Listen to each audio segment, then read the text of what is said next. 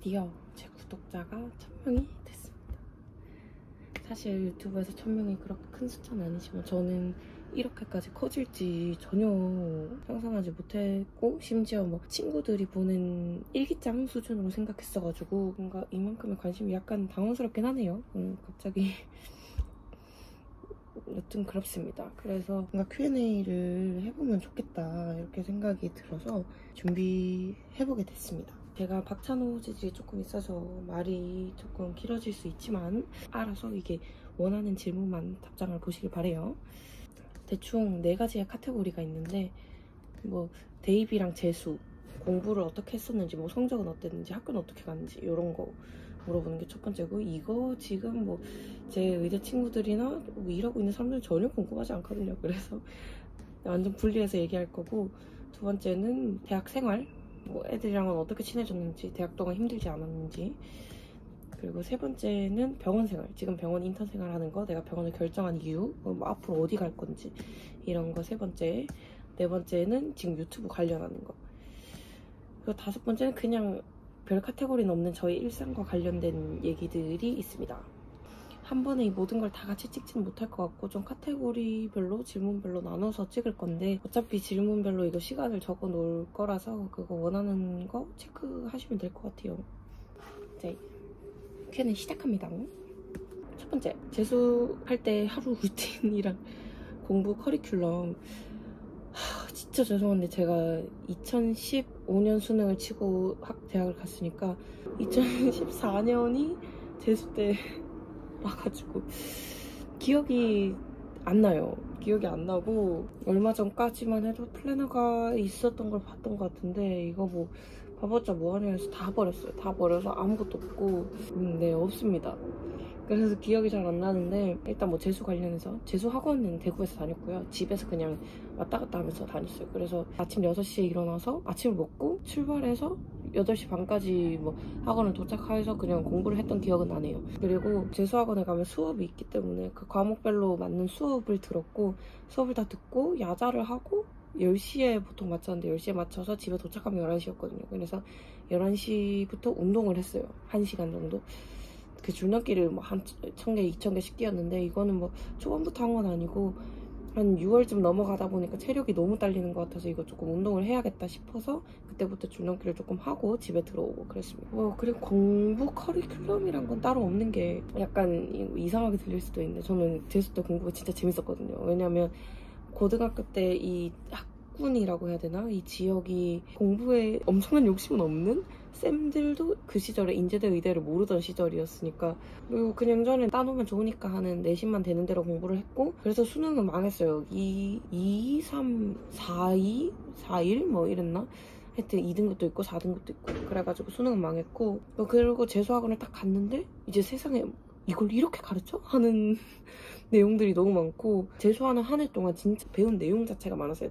다시 반복하는 게 아니라 이걸 새롭게 이렇게 가르치네요, 너무 재밌다 하는 한 해였어가지고, 제가 약간 사람에 빠지면은 정도는 타입이라 사람을 좋아하면 진짜 열심히 하거든요. 그래서 수업 해주시는 쌤들 좋아해서 뭐 수업 끝나고 가서 질문하고 막 수업 진짜 열심히 듣고, 매일 내주시는 과제랑 뭐 매일 루틴으로 내가 하는 뭐 영어 독해 몇 개 하기, 수학 문제 모의고사 하나씩 풀기, 이런 루틴을 끝내고 나면 하루가 끝났어요 그냥.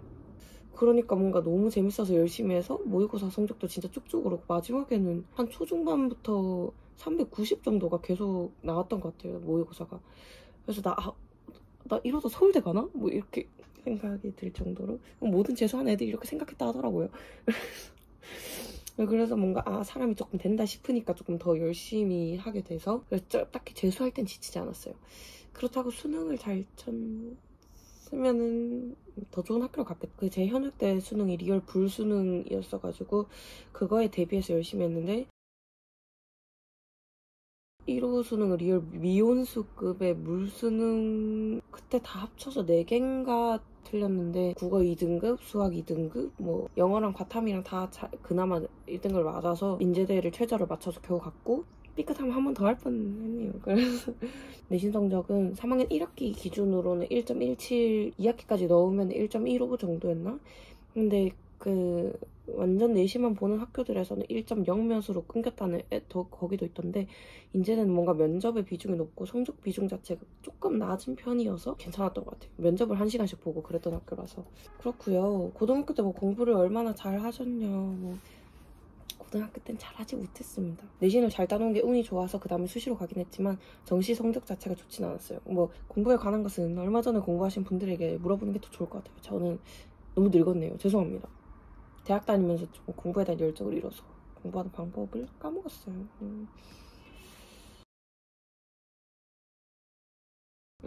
고등학교 때 선택 과목은 각각 뭐랬고 어떤 과목으로 수능을 봤는지 궁금해요. 이런 게 있네요.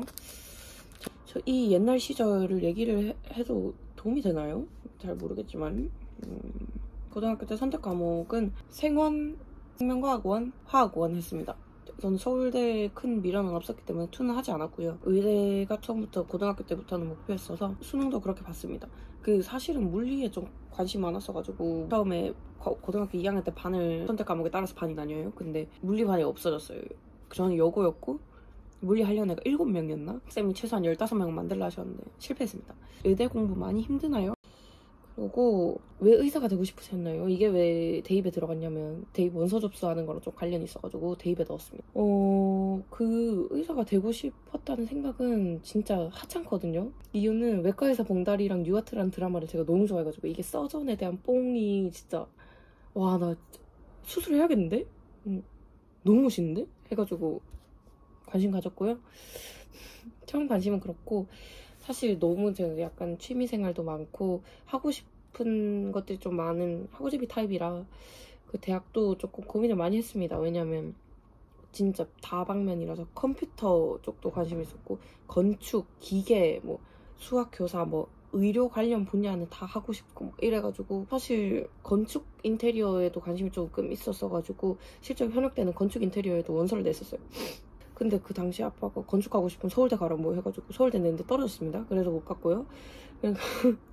현역 때 성적이 좀 안 나오니까 나 의료랑 기계를 둘 다 좋아하니까 의공학을 한번 해보자 해가지고 그때 경희대 의공학 생체의공학을 냈었나? 그리고 의공학 조금 디지스트라고 대구에 그 해에 새로 생긴 과학기술대가 있었는데 그거에도 원서를 냈어가지고 진짜 파란만장하게 살았네. 여튼 그랬고요.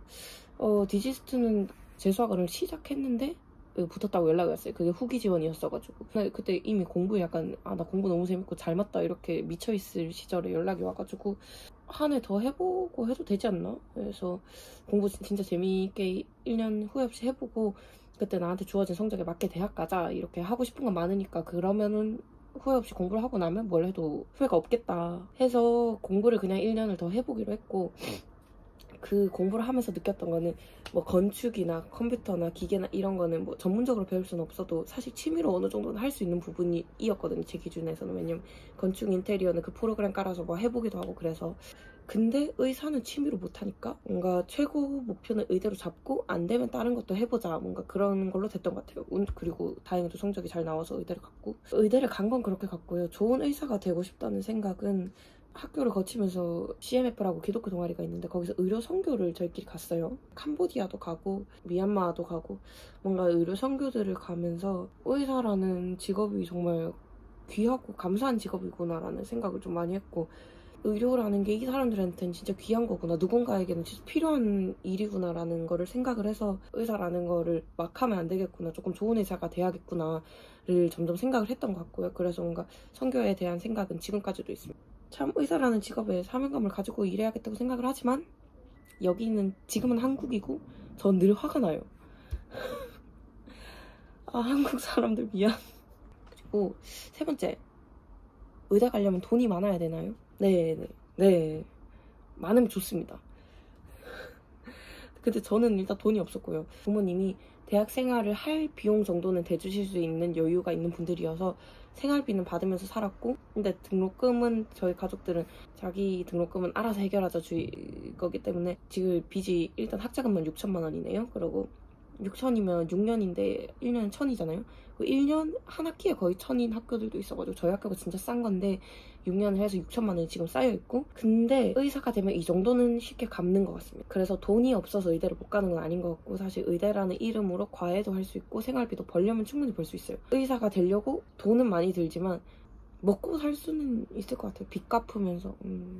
자, 그 다음 카테고리. 조금 배가 고픈데 뭘 좀 먹으면서 할게요. 일단 당이 떨어져가지고. 그 다음 카테고리. 대학생활. 대학생활에 관련된 겁니다. 이건 진짜 재밌고 할 얘기 많은데요. 1번. 영상에 나오는 친구들은 어떻게 친해졌는지. 아마 뭐 그 찐따 같은 남자애들 이야기하는 거겠죠?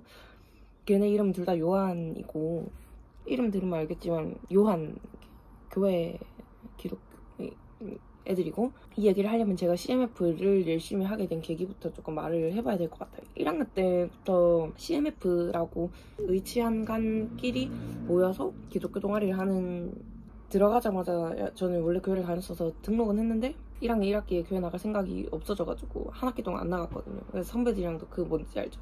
이름 등록돼 있는데 안 나간 애들이랑 어색해지는 거, 동기들이랑도 어색했거든요. 근데 왜인지 이유는 잘 모르겠는데 한번 뭐 미스터 피자 사준다고 해서 나갔나? 그래서 나갔는데 그 우리 동기 중에 기장인 애가 모임할 장소가 없다, 뭐 자취방 있는 애가 너무 자취방이 멀다, 뭐 이렇게 얘기를 하는 거예요. 근데 저 약간 그 당시에 제 자취방이 학교에서 제일 가까웠거든요. 한 1, 2분 거리? 근데 좀 약간 또 배려충이라 가지고 이런 거 내가 호의를 베풀 수 있는 발언은 쉽게 하거든요. 그리고 후회해요. 그래서 이런 선심 쓸 수 있는 상황 못 참거든요. 그래서 장난으로 그럼 내 자취방 써라, 뭐 내 방에 살아. 근데 덥석 잡아가지고 그날 밤에 걔가 그냥 공지를 올렸어요.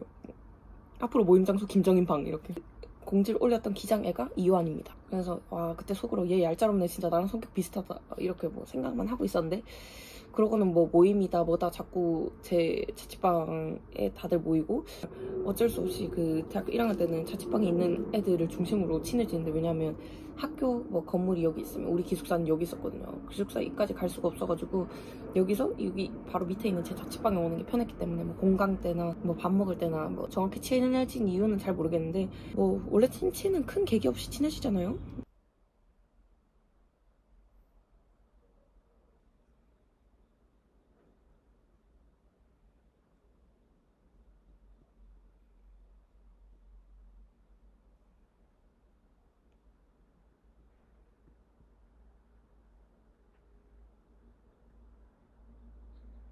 그래서 워낙 관심사도 갖고 뭐 먹장이고 뭐 음악이랑 옷 이런 게 좀 관심사가 잘 맞아가지고 겹쳐서 좀 놀러 다니면서 친해졌어요. 그리고 또 다른 요한이는, 안요한은 1학년 때부터 알던 사이는 아니었고 본과 1학년 때 저희 학교를 편입했거든요. 다른 학교를 다니다가. 사실 제대로 친해진 거는 본3 실습 시작하고 친해졌나요? 그러니까 얼마 안 됐어요. 안요한은 뭐 니값 때문에 요한이들끼리는 둘이 뭐 친해서 3명, 그냥 내가 이요한이랑 친하고 이요한은 안요한이랑 친하니까 이렇게 3명 같이 놀러 간 적도 있는데, 그 당시 조금 어색했다 할까. 저는 이래봬도 조금 낯을 가리는 타입이에요. 그래서 찐친이 되기까지 좀 오래 걸립니다. 그래서 경계도 심하고, 그래서 그 본일리 때까지는 안요한에 대한 경계가 굉장히 심했어요. 저는 별로 재미없는 사람이랑 친구하지 않기 때문에. 안요한이 조금 노잼이었거든요, 그 당시에. 근데 본3 실습조가 나왔는데 이요한을 비롯한 제 친구, 뭐 현지든 정연이든 그 친구들이 아무도 같은 조가 안 돼서 되게 왕따처럼 해운대에 있어야 됐거든요. 찐따 같은 포지션으로 당직실에 들어갔는데 걔가 안요한이 이렇게 빛을 내뿜으면서 앉아있는 거예요. 누구라도 얘기할 수 있고 친한 애가 있으면 되잖아요. 그래서 혼자 밥 먹기 싫어서 친해졌습니다. 거짓말 같겠지만 진짜예요. 그래서 그 당시에 해운대 백종원 실습이었는데, 그때부터 안요한이랑 저도 친해졌으니까 이요한이랑 안요한이랑 그때 세 명이서 톡방을 만들었고, 그때 톡방 이름이 해운대 최고 놀이방? 그때부터 아직까지 카톡방의 이름이 그거고요. 이름부터 공부보다 노는 거에 관심이 많았네요. 번외로 정연이라고 제가 5년 동안 같이 살았던 룸메가 있는데, 정연이랑 같이 살게 된 이유는 진짜 충격적이게도 둘 다 저희가 1년 반을 김해에서 하고 그 다음을 개금으로 넘어가는데, 그 김해에서는 기숙사가 되는데 개금에서는 거의 다 자취를 하거든요. 그래서 정연이가 이제 자취를 해야 되는데 월세가 아까우니까 월세 조금, 집값이든 월세든 아끼고 싶다 이런 생각을 하던 와중에 옆으로 봤는데 서로가 있었어요. 지하철을 같이 타고 가다. 그래서 그냥 뭐 넌 집 어떻게 할 거야? 뭐 자취할 거야? 뭐 돈을 어떻게 할 거야? 그래서 그럼 같이 살자. 그래서 같이 살게 됐습니다. 놀랍게도 그때 정연이랑 거의 말 제대로 안 해본 사이였고요. 정연이 비주얼 맨 처음에 저를 봤을 때 아, 저 언니랑은 정말 안 친해지겠다 이렇게 생각했던 사람 중 한 명이라고 하네요. 여튼 둘이 옆을 봤는데 둘이 있어서 서로 같이 살기로 했고요. 그런 성격이라서 둘 다 5년 동안 별탈 없이 잘 살았나 봐요. 아시죠? 그 노답 MBTI 3대장 ENFP, ENTP, INFP. 저 ENTP, 정연이 INFP, 이요한 ENFP. 노답 3대장.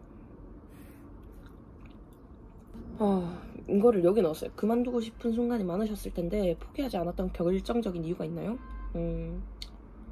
제가 뭔가 이만큼을 지내오면서 제일 포기하고 싶었던 순간이 크게 딱 한 번 있는데 본 이때였던 것 같아요. 본 이때였어요. 그때 진지하게 부모님이랑 휴학 얘기도 하고 뭐 그럼 자취방은? 정연이랑은 어떻게 살지? 정연이는 혼자 이제 살아야 되나? 이 생각도 하고 내년엔 누구랑 다니지? 이런 고민까지 할 정도로 조금 진지했는데 정확히 힘들었던 이유는 기억이 안 나고 그냥 공부가 조금 휘몰아쳤고 이것만 끝나면 되겠지 이것만 끝나면 되겠지 했던 시간들을 계속 반복하니까 좀 사람이 많이 지쳐가지고 당시에 신경정신과를 배우고 있었는데 실습 전에 공부의 마지막이었거든요. 본이니까 그래 지쳤다 그만하고 싶다는 생각이 좀 많이 들었던 것 같아요. 뭐 실제로 성적을 봐도 그때 평점 2.3이었나? 2.3이면은 C랑 C뿔의 그 사이거든요. 그냥 다 C랑 C뿔 대충 이 정도 맞았다는 뜻입니다. 재미없으면 아예 안 하는 조금 즉흥적이고 되게 충동적인 타입이라 의대 생활 동안 공부의 내용 자체는 재밌을 때도 있고 빨리랑 으쌰으쌰해서 이번 시험 힘내보자 하면은 또 그 힘내서 잘 할 수 있는 타입인데 유독 그 학기는 너무너무 재미없고 너무 힘들었어요. 근데 포기하지 않았던 결정적인 이유는 두 가지인데 첫 번째는 지금 휴학하고 알바해봤자 얼마 벌겠냐. 의사 돼가지고 지피로 돈을 벌면은 훨씬 많이 받을 텐데 조금만 참고 의사가 되고 나서 쉬자 이렇게 생각했고 결론은 못 쉬고 있지만 여튼 그렇고요. 두 번째는 내년에 그 다음에 학교를 혼자 다닐 생각을 하니까 나 누구랑 다니지? 나 왕따인가? 이렇게 생각돼가지고 도저히 친구 없는 건 못 참아서 패스했습니다. 그래서 무사히 잘 졸업하고 의사가 라이센스를 땄지만 쉬진 않고 인턴을 하고 있네요. 네, 힘들었습니다. 왜냐하면 옛날에 제가 이제 마지막 시험 치면서 이때까지 쳤던 시험을 쭈루루루룩 넣어놓은 영상이 있었는데 그거 보니까 시험을 진짜 많이 쳤더라고요.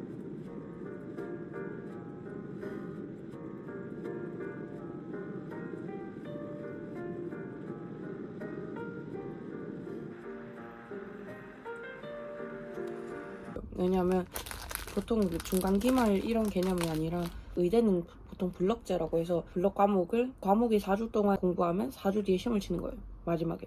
근데 끔찍하게도 저희 학과가 통합 블럭제 뭐 이런 이름이었나? 이 과목이랑 이 과목을 합쳐서 4주를 합쳐서 8주를 치는 거예요.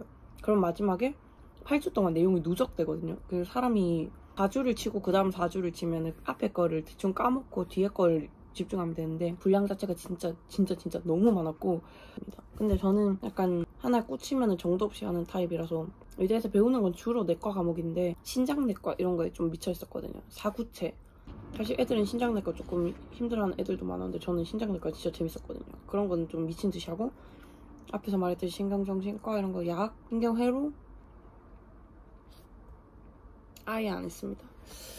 뭐 그렇게 극과 극이었어요 저는. 그래서 공부를 해야 된다는 게 힘들진 않았어요. 근데 그 양이 쏟아지면 조금 힘들었죠. 그 쏟아진다는 개념이 얼마일지 잘 모르실 수도 있는데 고등학교처럼 시간표가 다 짜여서 나오거든요. 오늘은 1교시엔 1번 수업, 2교시, 3교시에서 2번 수업, 4교시 무슨 수업, 점심시간 1시간 쉬고 오후에 수업 3개 뭐 이렇게 있으면 하루에 최대 수업이 한 4-5개 정도 되는데 월화수목금 수업을 들으니까 일주일에 25개에서 26개 PPT가 보이고 그게 4주 과정이면 100개 근데 두 과목 합치면 200개 PPT 200개를 시험 한 번에 봐야 되는 거예요. 그러면 또 친절한 학교께서 주말 시험이라는 그런 쓰잘데기 없는 제도도 만들어가지고 이게 일주일의 끝에 25개를 위한 시험을 치는 거예요.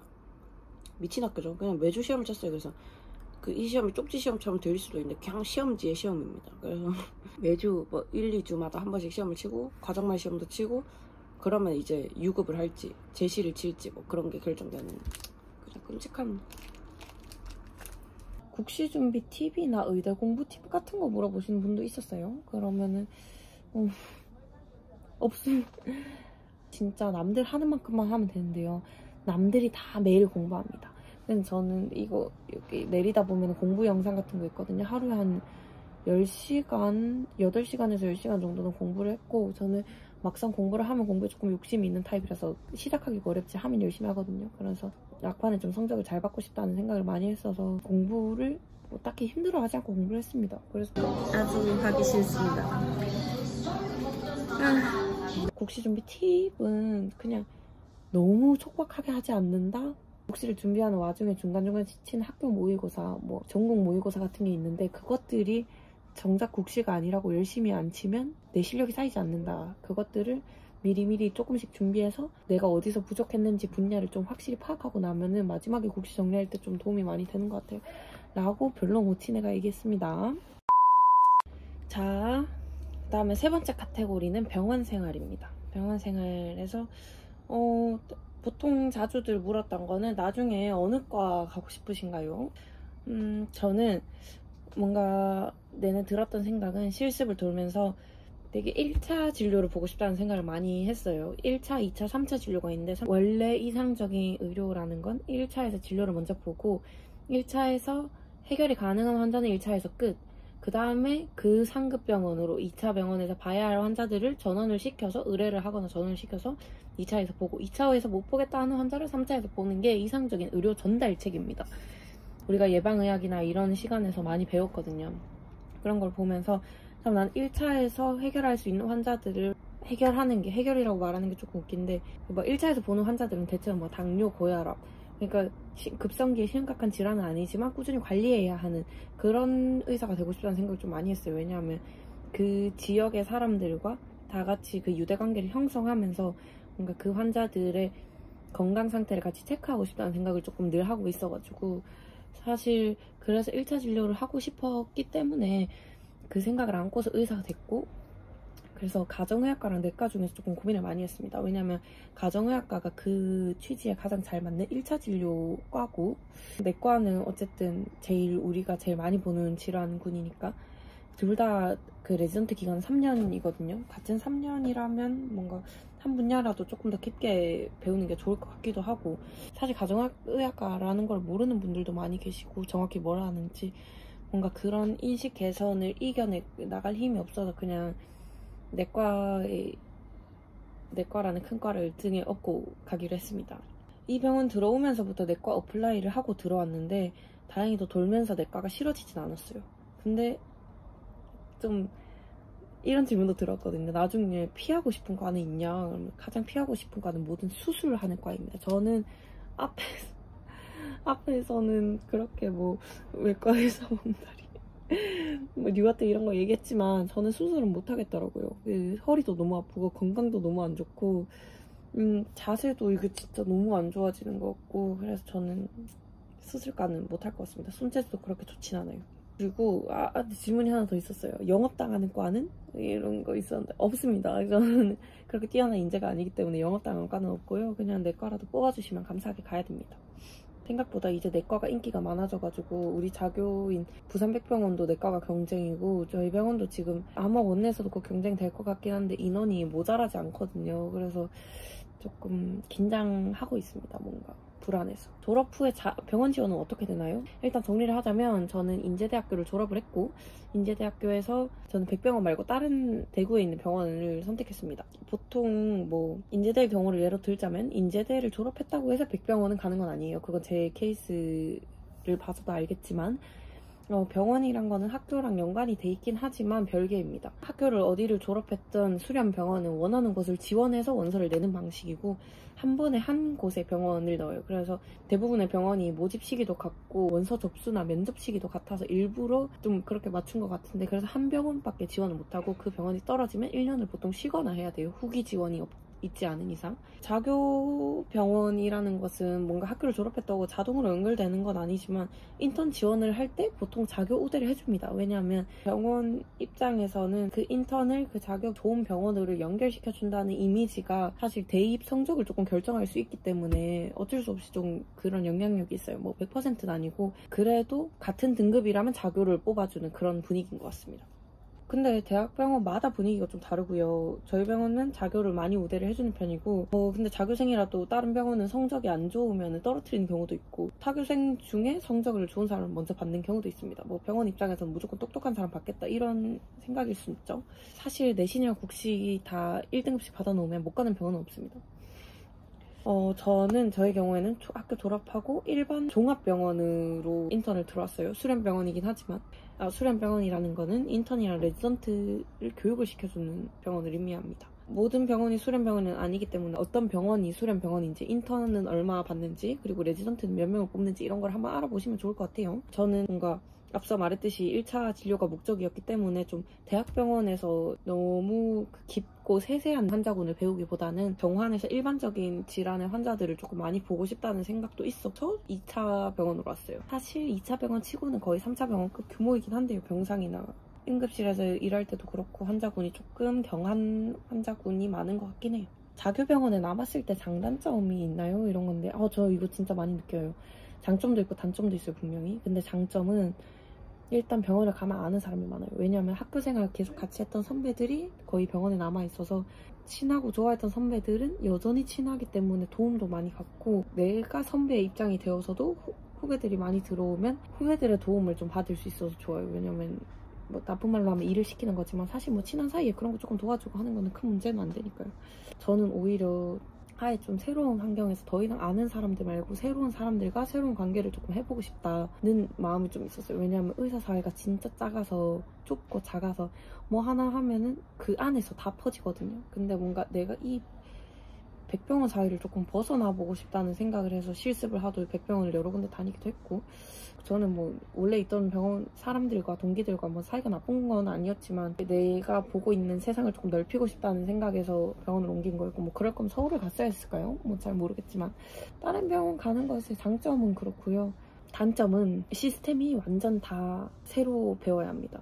저는 갔을 때 그 EMR 의료정보 시스템 자체도 달랐고 병원 구조도 모르고 뭐 아는 얼굴 하나도 없고 이 사람이 간호사인지 의사인지 과장인지 교수인지 뭐 아무것도 모르겠어요. 뭐 그냥 조금 어려웠어요. 맨 처음에 제 주변의 동기들은 자교병원은 아니긴 하지만 아는 사람들은 많아서 뭔가 모르는 것도 물어보고 서로 친한 사람들이랑 밥도 먹고 그랬는데 저는 진짜 철저히 처음에 혼자였습니다.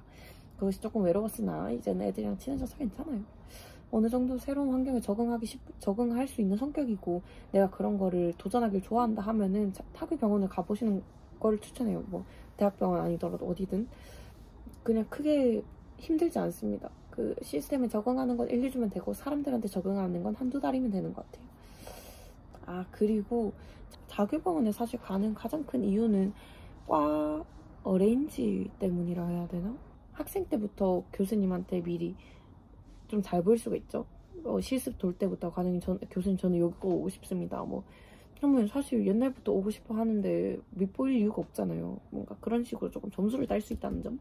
그렇지만 결국엔 또 성적 박치기다.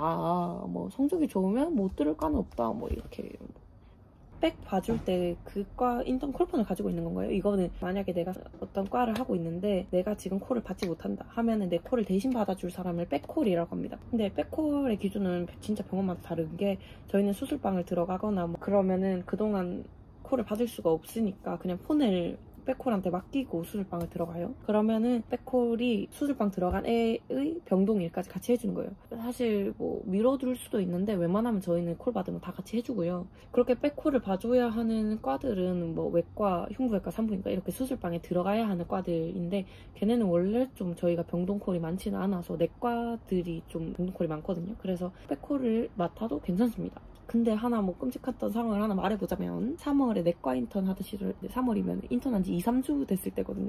외과, 상과 다 수술 들어가고 당시 상과가 흉부콜까지 받아주던 상황이었어가지고 저는 내외, 산, 흉의 콜폰을 4개를 다 가지고 있었던 거죠. 내과에 일을 하면서 당시 흉부외과에서 컴프레셔너라고 그 콜이 와서 갔더니 1시간 동안 누르라고 하더라고요. 그래서 그 1시간 동안 누르는 동안 내과에서는 전화 와서 뭐 왜 우리 과 인턴인데 안 오냐, 뭐 외과에서 또 전화 선생님 폴리 꽂아주세요, 뭐 그랬습니다.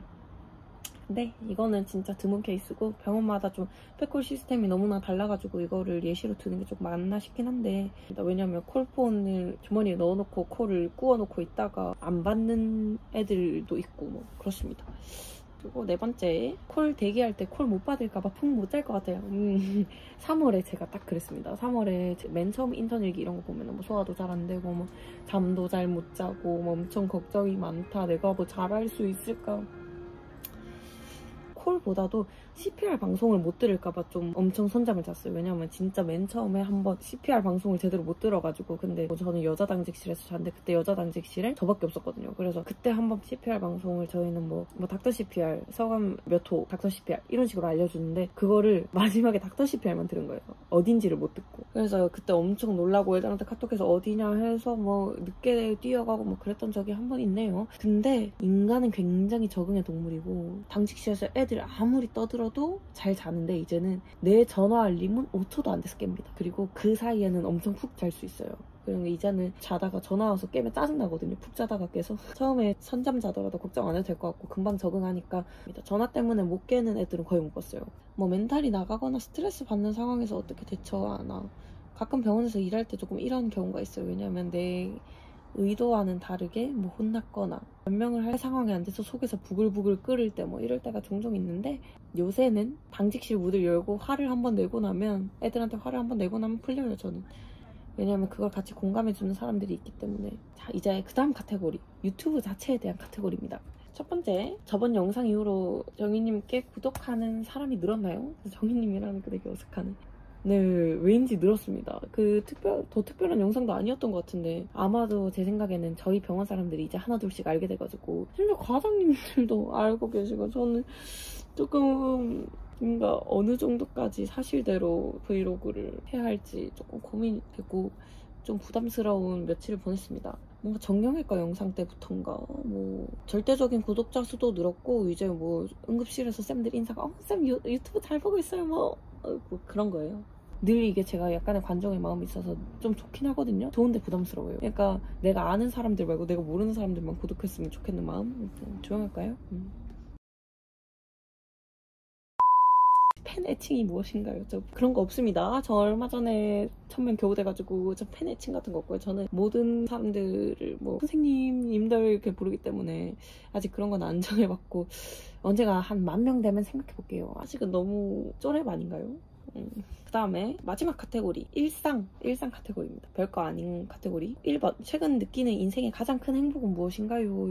이거 좀 들으니까 약간 현타가 오네요. 저는 크게 없어요. 매일이 너무 똑같고 좀 지루합니다. 인턴도 조금 재미없고, 하루 홀로 하루 퇴사하고 싶다 이렇게 말할 정도로 좀 초반에는 뭐 바쁘고 열심히 하고 해서 좀 재밌었는데 돈 버는 재미도 있고, 이제 조금 지루하네요. 그래서 대신 일상의 소소한 것에 행복을 느끼는 편입니다. 예를 들어 뭐 삼겹살 되게 먹고 싶어서 삼겹살집 찾아가지고 고기 약속 잡았을 때, 뭐 응급실 환자 앰뷸런스 타고 와서 엄청 멀티플 컨투전인 줄 알고 긴장해서 나갔는데 별거 아닐 때, 뭐 그런 거에 소소한 기쁨을 느낍니다. 이제 행복한 게 하나 더 있다면, 예전 제 영상 찍었던 거 영상 찾아보면서 뭐 그땐 어땠지, 뭐 작년엔 진짜 이랬었지 하는 거 추억팔이 하는 거 조금 좋아해요. 벌써 1년이 조금 넘어가지고 영상이 꽤 쌓였는데 그땐 행복한 순간들이 조금 많더라고요. 제가 인턴 일기만 이걸 한 줄 아는 사람들이 꽤 많으시던데, 저 작년에 할 일 없어서 유튜브 시작했거든요. 본사 때부터 유튜브를 시작해서 뭔가 꽤 됐습니다, 영상이.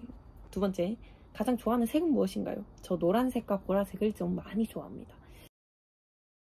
아닌데, 민트색도 좋아하는데 분홍색도 많네. 갑자기 노란색이 없네 주변에. 근데 뭐 옷이나 이런 것들은 되게 뭐 파스텔 톤 아니면 단정한 색 이런 거 좋아해요. 이것도 파스텔 톤이네요. 그 다음 취미생활. 제 취미생활은 지금은 베이스 기타 치기입니다. 이제 들어가죠. 시작합시다. 렛츠고. 자, 억울하지 않기 위해 연습했다는 걸 보여주는 영상.